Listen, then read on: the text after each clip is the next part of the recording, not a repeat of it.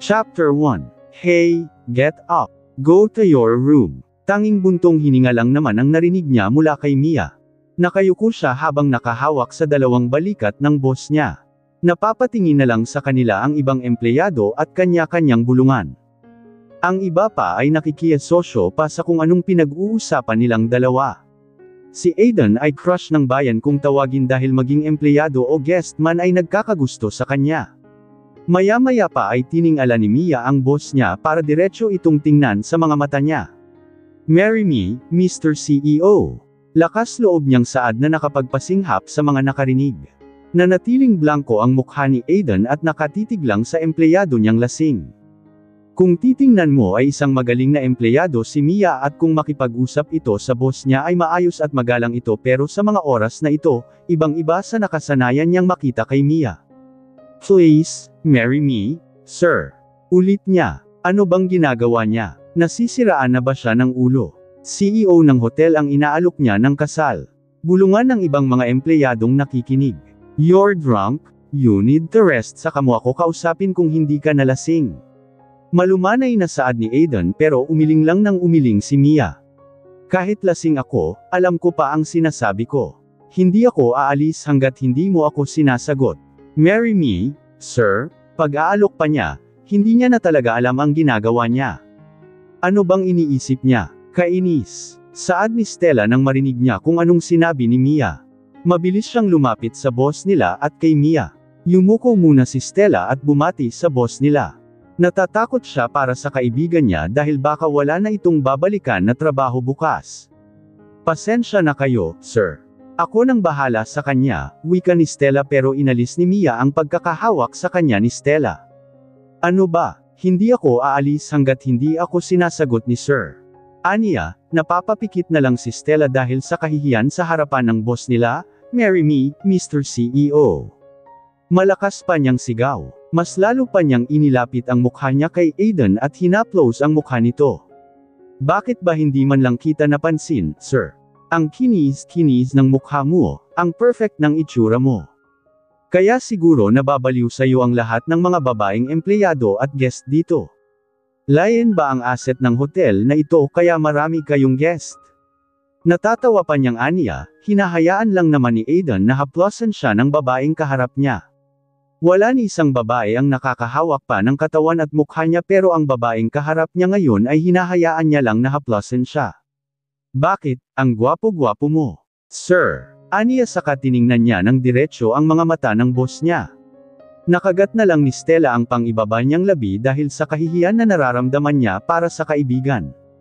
"Let's go Mia, magpahinga ka na," saad ni Stella pero hindi siya pinansin ni Mia.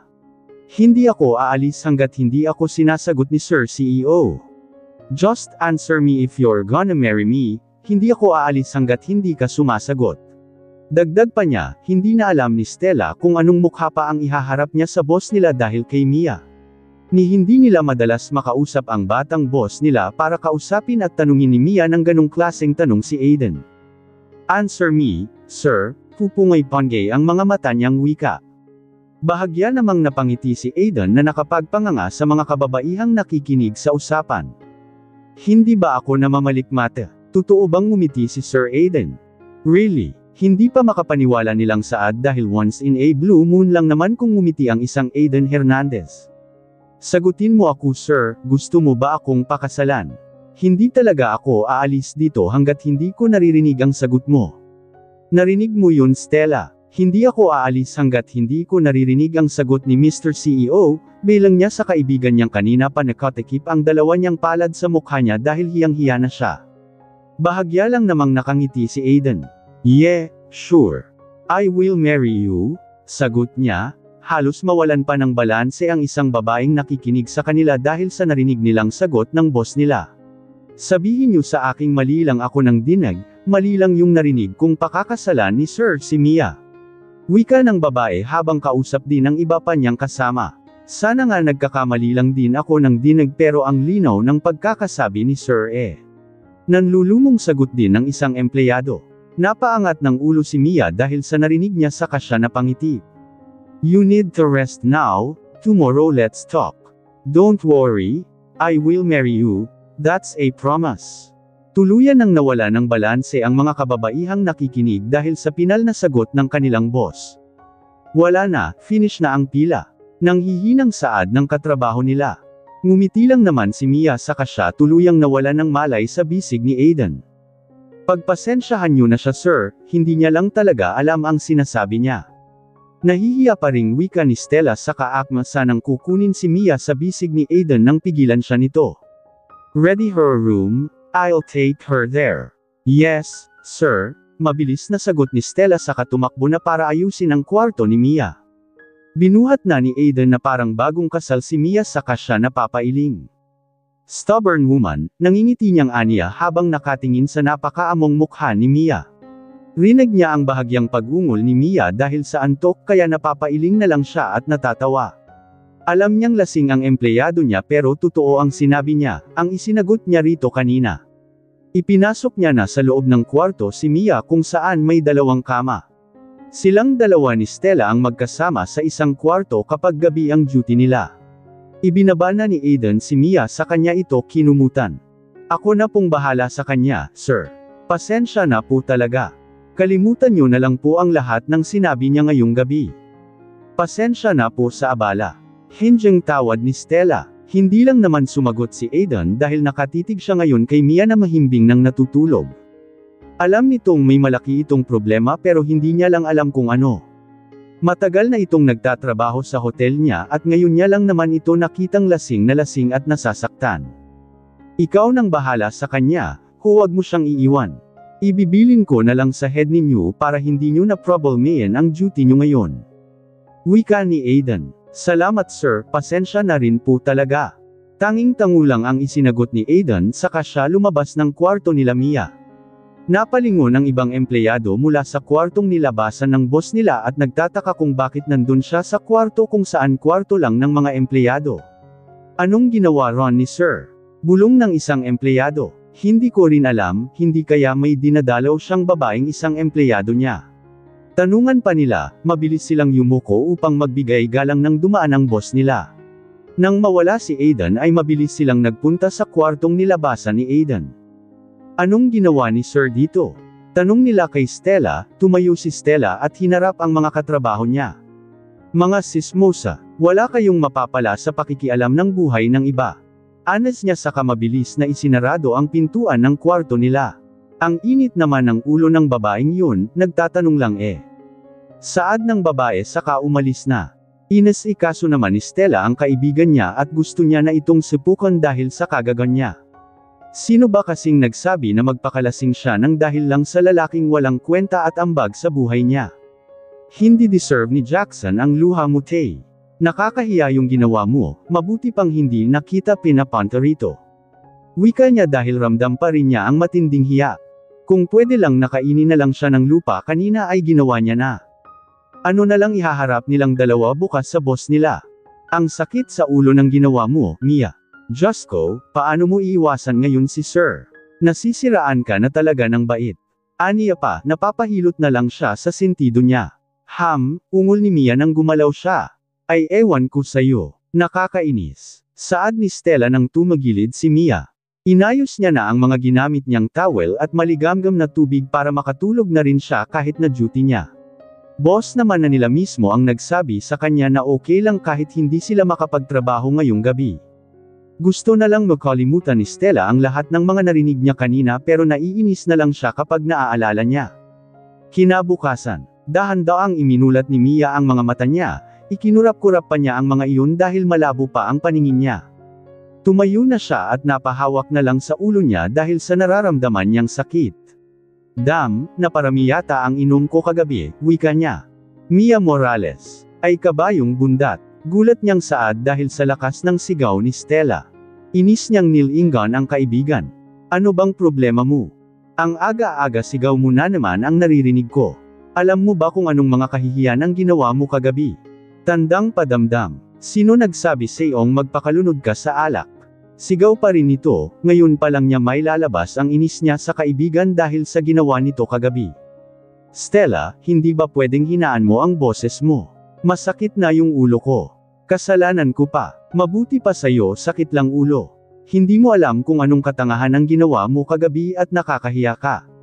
Hiyang-hiya na ako Mia. Wika niya, napaisip naman si Mia kung anong ginawa niya kagabi pero wala siyang maalala maliban sa sumakay siya ng taxi.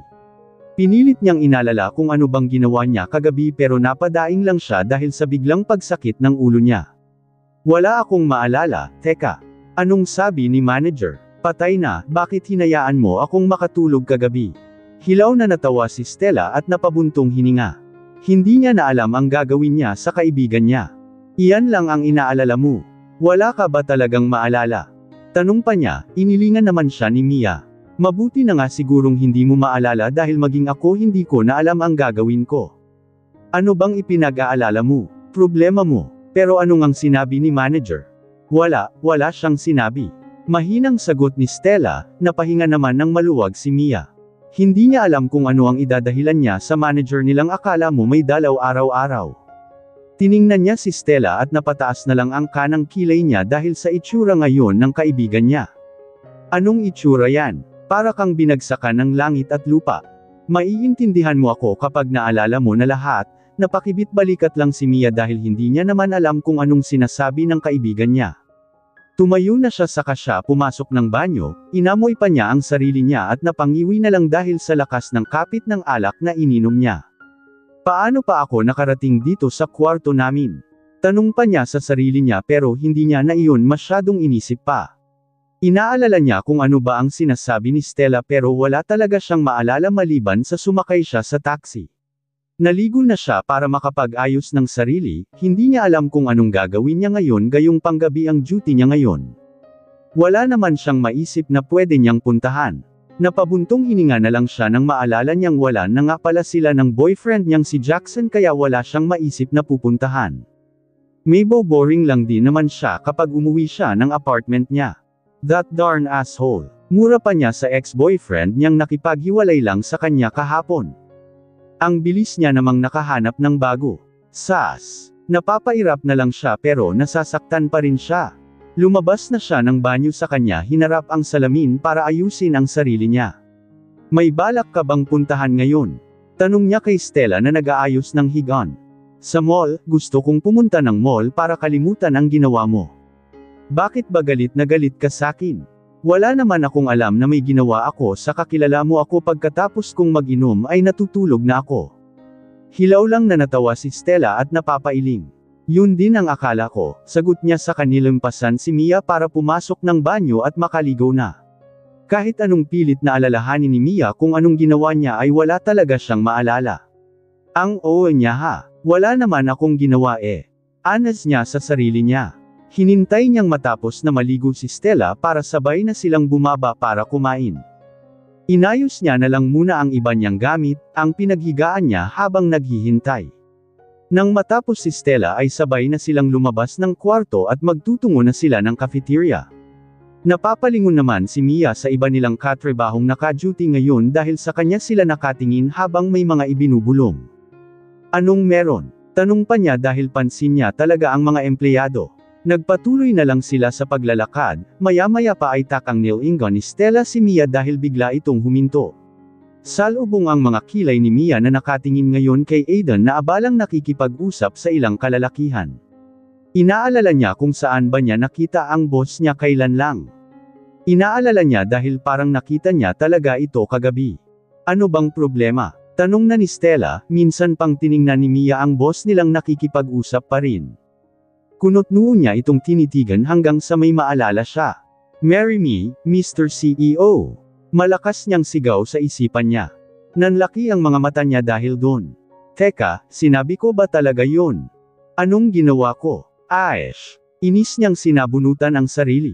Hindi ako aalis hanggat hindi ako sinasagot ni Sir CEO. Just answer me if you're gonna marry me, hindi ako aalis hanggat hindi ka sumasagot. Holy goodness. Anong ginawa ko? Mabilis siyang tumalikod at dahan-dahan na naglakad para iwasan ang boss niya. Nasapok niya ang sarili niya dahil mukhang naiintindihan niya na ngayon si Stella. Hoy! Saan ka ba pupunta? Tawag sa kanya ni Stella. Nananalangin na si Mia na sana ay hindi lumingon sa kanila ang boss nila.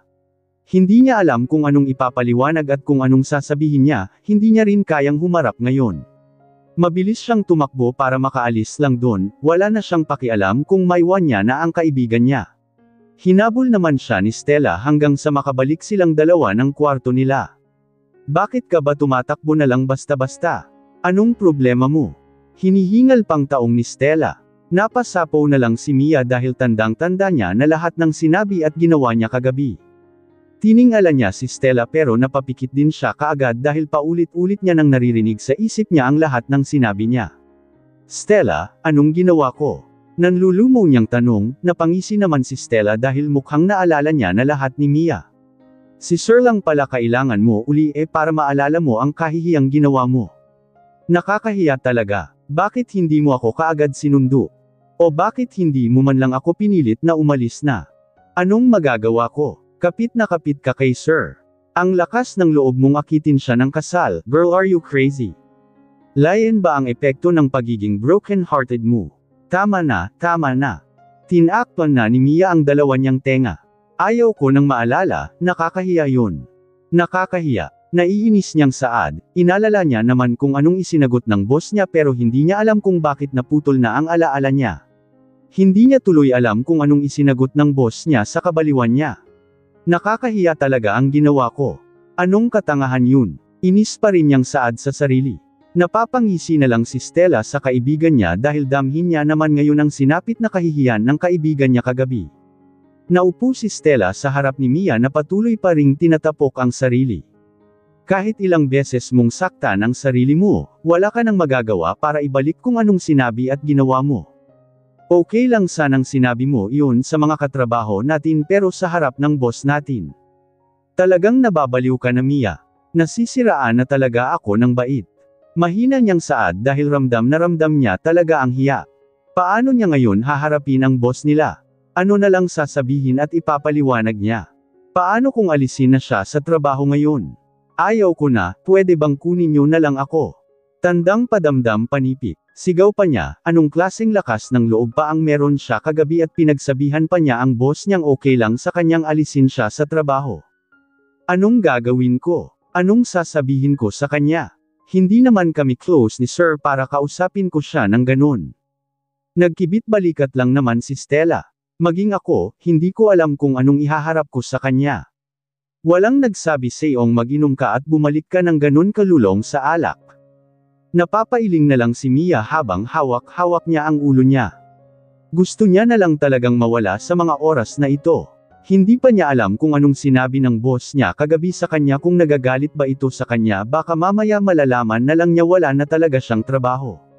Paulit-ulit siyang umiling, hindi niya kayang mawala ang trabaho niya, matagal na siya sa hotel na ito at dito niya ibinuhos ang oras niya na isa ring naging dahilan kung bakit siya iniwan ng boyfriend niya dahil wala siyang masyadong oras. Gusto ko na lang maging Earth. Mahina niyang saad, hilaw naman siyang tinawanan ni Stella. Kaya ka nasasaktan ginagawa mong mundo ang dapat ay tao lang. Gumising ka na sa kahibangan mo. Matagal na kitang winarningan dyan sa feeling rich mong boyfriend, kung umasta akala mo kung sinong mayaman, umaasa lang din naman sa'yo dahil ayaw maghanap ng trabaho. I don't want to tolerate that kind of attitude you have. Magwala ka kung gusto mo. Magalit ka sa akin wala akong pakialam dahil una pa lang ayaw ko na talaga dyan sa boyfriend mo, nakikisama lang ako dahil kaibigan kita. Ilang beses na rin kitang sinabihan na hindi magandang halimbawa sa'yo ang boyfriend mong adik sa sugal pero anong ginawa mo? Pinagpatuloy mo, anong nangyari sa'yo ngayon? Dahil sa katangahan mo, ayon.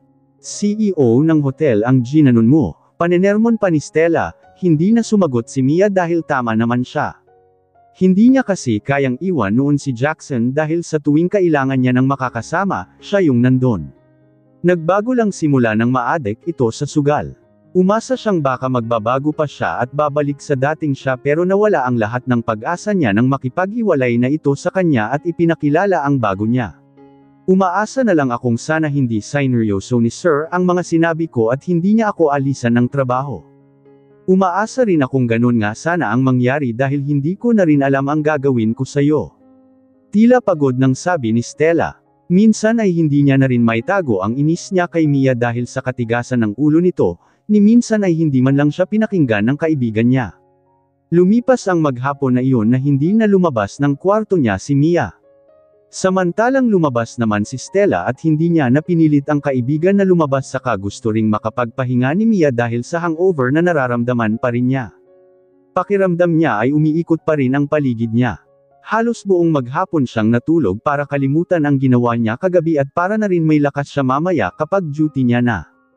Nang magising siya ay inayos niya na ang sarili niya dahil malapit ng mag-alas 6. Magpapalitan na naman sila ng mga katrabaho nila. Hindi ka man lang natulog, may lakas ka ba niyan mamaya? Tanong ni Mia habang naggagayak silang dalawa ni Stella.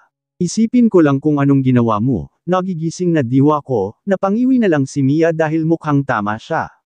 Huwag mo nang ipaalala, pakiusap. Kaibigan pa ba kita? Minsan oo, minsan hindi. Diretsyong sagot ni Stella, napangiwi na lang uli siya.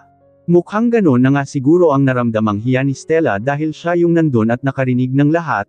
Gusto sanang magtanong ni Mia kung anong sinabi ng boss nila kagabi pero pinigilan niya na ang sarili niya dahil baka hindi niya nakayanin ang kahihiyan na ginawa niya. Sa 18th floor ka, umalis na yung mga guest ng room 4032 hanggang 4036. Lilinisin mo yung buong kwarto at papalitan ng mga gamit, yung mga natira nila itapon mo na. Saad pa ni Stella na akala mo ay hindi alam ni Mia ang gagawin niya, matagal na ako rito kaya alam ko ang ginagawa ko. Akala ko kasi naiwan pa utak mo sa alak, diretsyo niyang saad na nakapagpangiwi na naman kay Mia. Sas, akala mo naman kung may itatapon pa akong mga gamit. Sinisimat naman nila lahat bago sila umalis, wika pa niya. Sabay na silang dalawa na lumabas ng kwarto nila, naghiwalay na lang dahil magkaiba sila ng pupuntahan. Sumakay na ng elevator si Mia at halos mayat maya ang lingon niya sa paligid niya dahil baka mamaya ay nandyan pa ang boss nila. Minsan kasi ay late itong umuwi dahil sa dami rin ng inaasikaso niya.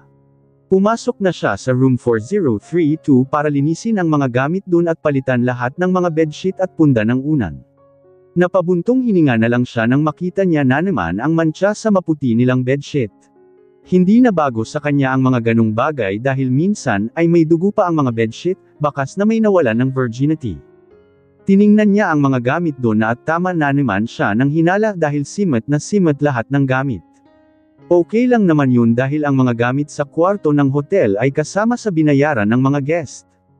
Matapos niyang ayusin at palitan lahat ng bedsheet ay inilagay niya na sa isang cart ang mga bedsheet na kailangan na naman nilang labahan. Napahinto na lang siya sa paglalakad niya nang kailangan niyang madaanan ang office ng boss nila. Patay na, bakit ko ba nakalimutang dito ang floor ng office ni Sir? Nakipagpalit na lang sana ako kay Stella. Anya, humugot siya ng malalim na buntong hininga saka dahan-dahan na itinulak ang cart niya. Umuwi naman na siguro si Sir, wika niya, nakayuko na siya habang dahan-dahan na itinutulak ang cart. Nananalangin na sana ay makaalis na siya sa floor na iyon at may hatid na lang ang mga labahing ito. Tila tumigil ang ikot ng mundo ni Mia at parang naririnig niya na rin ang tibok ng puso niya dahil saktong tapat niya ng pintuan ng office ng boss niya ay saktong pagbukas nito. Naipikit na lang niya ang mga mata niya at gusto niya na lang mawala. Hey, here you are. I need you, wika niya rito pero ayaw nang lumingon ni Mia dahil alam niyang makikilala siya ng boss niya. Hey, do you hear me? Tanong pa nito. Patay na, nakagat niya ang pang-ibaba niyang labi dahil bakit ngayon pa? Hindi pa siya handa at hindi pa niya naiisip kung anong sasabihin niya sa boss nila. Hindi pa siya handang mawala sa hotel. May sinasabi ka. Humarap ka nga sakin. Utos ng boss nila pero ayaw nang gumalaw ni Mia. Gusto niya na lang tumakbo pero tila nakapako na ang mga paa niya dahil hindi niya maigalaw ang mga layen. Humugot siya ng malalim na buntong hininga sa kabahagyang ngumiti. Ano pong kailangan niyo, sir? Tanong niya at pilit na itinatago ang kaba niya. Napalunok na lang siya nang maglakad ang boss niya at hinarap siya. Nasaan ba yung kausap mo? Pasensya na po. How can I help you, sir? Pilit ang ngiti niya dahil anumang oras ay kakausapin na siya ng boss niya tungkol sa ginawa niya. Panandalian niyang ipinikit ang mga mata niya sa kamatapang na hinarap at kinausap ang boss niya. Clean my bathroom and bring me a tissue. Utos nito, tiningnan niya ang boss niya at para namang hindi tungkol sa ginawa niya kagabi ang sasabihin nito. Umaasa siyang sana ganun nga. Pumasok na ang boss niya sa office niya. "Come in," rinig pa niyang saad ng boss niya. "Clean my bathroom and bring me a tissue." Utos nito, tiningnan niya ang boss niya at para namang hindi tungkol sa ginawa niya kagabi ang sasabihin nito. Umaasa siyang sana ganun nga. Pumasok na ang boss niya sa office niya. "Come in," rinig pa niyang saad ng boss niya. "Yes sir, coming." Kinakabahan niyang saad baka ito na ang katapusan niya. Dahan-dahan siyang naglakad papasok ng office ng boss niya. Hindi man lang ba ito umuwi para makapagpahinga man lang? Tanong pa niya sa isipan niya. Itinuro ng boss niya kung nasaan ang bathroom nito at mabilis siyang pumasok dun para hindi na siya kausapin pa ng boss niya. Inilak niya ang pintuan at napasandal na lang dahil pakiramdam niya nawalan siya ng hangin sa katawan ng ilang segundo. Paano na ako nito ngayon? Malamang naaalala niya kung anong ginawa at sinabi ko, nahihiya pa rin niyang saad. Sino bang tanggang babae ang mag-aalok ng kasal sa lalaking hindi niya naman masyadong kilala? Hinarap niya na ang malawak na bathroom ng boss nila at base pa lamang sa mga gamit nito ay talagang mamahalin. Sa dami ba naman kasi ng pwedeng makita ng boss niya na pwedeng maglinis ng bathroom niya ay siya pa ang naitaon na dumaan doon. Anong buhay ba meron ako? Simula isilang ako ay daladala ko na ang kamalasan. Lumaki sa isang bahay ampunan at wala man lang kinikilalang mga magulang. Napabuntong hininga na lang siya sa kanya sinimulang linisan ang buong bathroom ng boss niya. Sana hindi niya na maalala o huwag niya nang ipaalala.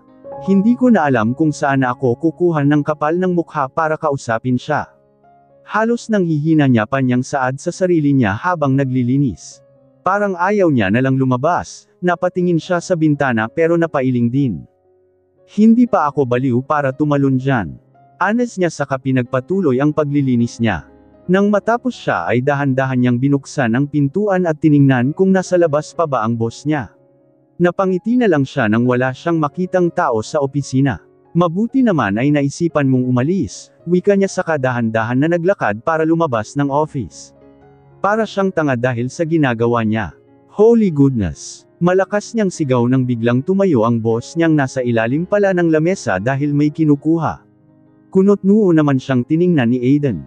"What are you doing? You are like a thief who runs away when you walk."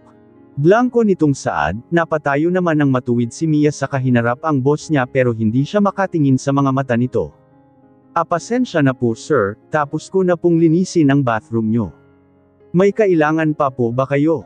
Nahihiya niyang tanong, nilalaro niya na rin ang mga daliri niya dahil sa kaba. Blanko lang naman ang ekspresyon ng mukha ni Aiden na nakatingin kay Mia. "Give me a tissue paper." Wika niya lang, mabilis na tumango si Mia at lumabas na ng office ng boss niya. Halos takbuhin niya na ang kwarto kung nasaan ang mga gamit ng hotel, gusto niya nang makaalis dahil sa hiya niya. Gusto niya na lang sumigaw ng sumigaw, nagpapasalamat pa rin siya dahil hindi siya kinakausap ng boss niya tungkol sa nangyari kagabi. Mabilis niyang isinarado ang kwartong pinasok niya sa kanya habol-habol ang hininga niya ngayon. Muntik na ako doon, bakit ba para akong may ihi na lang kapag nagsasalita siya at kapag naririnig ko ang malagam niyang boses. Kung ano-ano kasi ginagawa ko tapos ngayon para akong may kasalanan na umiiwas sa kanya. Ano pa nga bang tawag sa ginawa ko? Isang kasalanan. Nanlulumo niyang saad, nagpahinga na lang siya saglit. Kukuha pa ng lakas ng loob para harapin uli ang boss niya. "Ay kalbo, anong ginagawa mo dyan?" Tanong ni Sarah nang makita niya si Mia na nakasalampak sa semento at tila pinagbagsakan na naman lang siya ng langit at lupa dahil sa itsura niya. "Parang ayaw ko na lang mabuhay," mahina niyang saad. Natawa naman sa kanya si Sarah dahil mukhang alam niya na kung anong problema ng katrabaho niya. "Kalat na kalat sa hotel ang ginawa mo kagabi, ang swerte mo girl." Wika pa nito, masama siyang tiningnan ni Mia saka siya tumayo. "Huwag mo nang ipaaalala, that's the worst thing na dumaan sa buhay ko. Nakakahiya talaga." Tumayo na siya sa kanya kinuha ang isang carton ng tissue. "Ikaw na ang magbigay niyan kay Sir Aiden, nandun siya sa office niya ngayon." "Salamat." Ibinigay niya kay Sarah ang carton saka siya mabilis na tumakbo at umalis na. "Mia!" Rinig pa niyang sigaw ni Sarah pero hindi niya na ito nilingan pa. Ayaw niya nang bumalik sa office ng boss nila. Nagiging magugulatin na siya dahil pakiramdam niya nandyan na lang palagi sa paligid ang boss niya. Mabilis siyang sumakay ng elevator at isinarado niya na iyon. Napahawak siya sa dibdib niya dahil hingal na hingal siya sa pagtakbo niya. Ayaw niya ng mas sign sa floor na yun, pakiramdam niya para siyang nasa impyerno, hindi siya makahinga ng maayos at ang init-init ng pakiramdam niya kahit na hindi naman mabanas. Kung ngayon nakatakas pa siya sa boss niya, hindi niya na alam ang mangyayari sa susunod na araw. Gagalingan na lang siguro niyang umiwas hanggang sa mawala na ang tungkol sa nangyari. Anong ginagawa mo rito? Bakit ganyan itsura mo? May ginawa ka na naman ba? Sunod-sunod na tanong ni Stella nang makita niyang mabagal na naglalakad si Mia. Wala akong ginawa, ano na lang bang tingin mo sakin? Troublemaker, tapos na trabaho ko doon. Bakit ganyan itsura mo? Para kang nakipag-unahan sa marathon. Aish, wala, ano pang gagawin mo? Sasama na lang ako, ayaw niya nang sabihin kay Stella na nagkita sila ng boss nila dahil baka abutin na naman siya ng sermon kahit na hindi pa niya naririnig ang paliwanag ni Mia. Marami pa akong lilinisin na kwarto, mamaya baka magpalat kayo ni Jenna, ikaw naman sa front desk. Parang ayaw niya na lang talagang mabuhay, bakit ngayon pa siya mapupunta sa front desk kung kailan hindi pa nakakauwi ang boss nila? Wait bang ikaw na lang? Hindi ako pwede, ano ka ba? Kahit ngayon lang please. Nakikiusap niya ng saad kay Stella pero inilingan lang siya nito. Hindi pwede, sumunod ka na lang kung ayaw mong si MS Red ang makaharap mo. Pagtutukoy nila sa manager nila, pinangalanan nila itong MS Red dahil para raw itong palaging may dalaw dahil sa pagsusungit niya. Wala na talaga siyang magagawa. Paulit-ulit niyang ipinapanalangin na sana ay nakauwi na ang boss nila para hindi na sila magkita sa front desk. Tinulungan niya na muna si Stella sa paglilinis bago siya nagtungo ng front desk. Naglalakad pa lamang siya papalapit sa pwesto nila Jenna ay nakangisi na ang mga ito sa kanya. Kamusta naman ang soon-to-be bride ni Sir? Nakangisi nitong tanong, napairap na lang si Mia dahil mukhang kalat na talaga sa buong hotel ang ginawa niyang katangahan. Gawin niyo na lang ang trabaho niyo. Masungit na saad ni Mia. Nagkita na kayo ni Sir.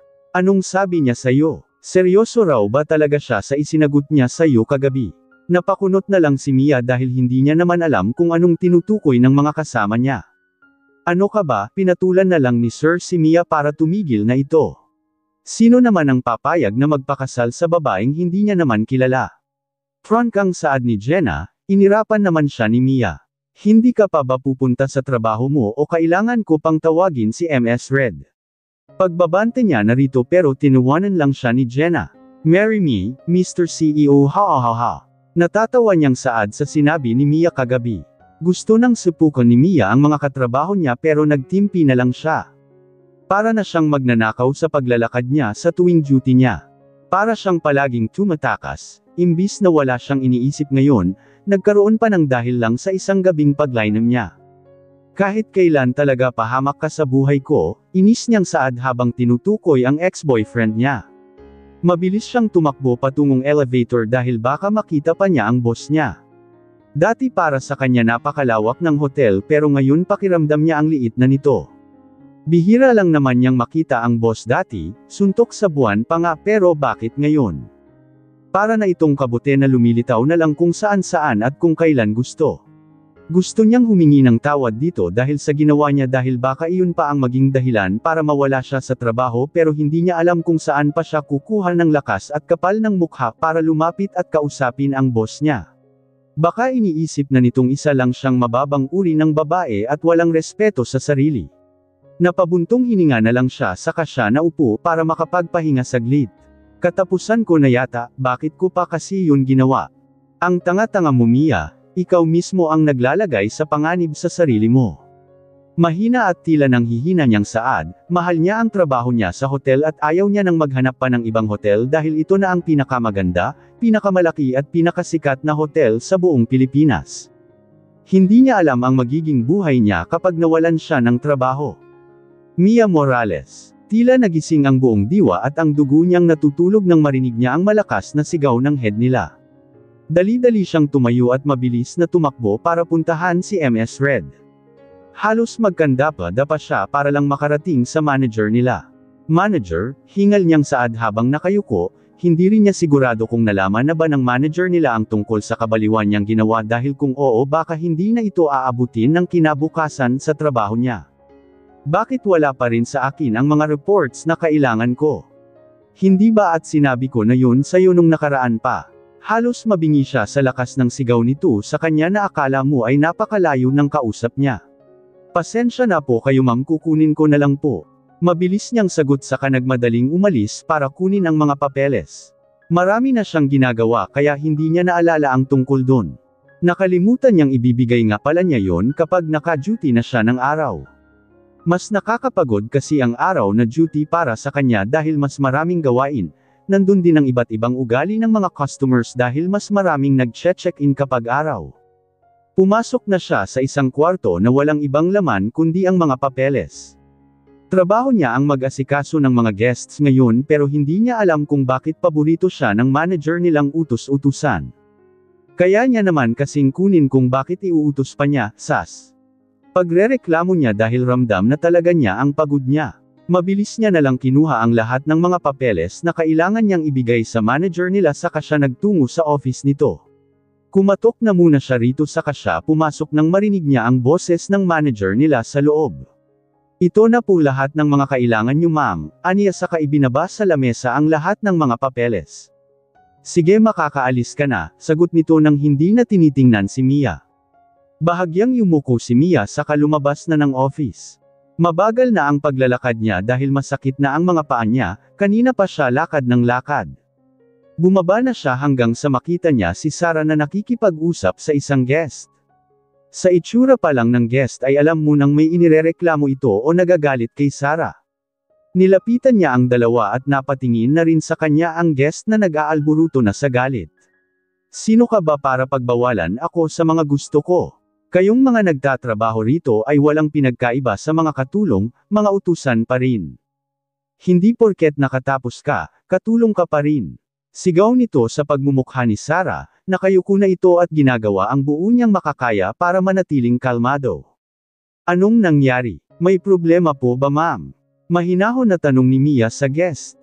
Iyang kasama mo ang may problema. Akala mo kung sinong nag-uutos, pare-pareho lang din naman kayong mga katulong dito, pagmamaliit niya sa mga trabaho nito. Matamis nang umiti si Mia sa guest, dahil sa trabaho nila kahit anong mangyari o kahit gaano kagalit ang guest nila they need to be calm. Huwag niyo naman ho sanang maliitin ang trabaho namin. Kung may problema po, pwede niyo naman po kaming lapitan ng mahinahon para po masolusyonan natin kung ano bang problema.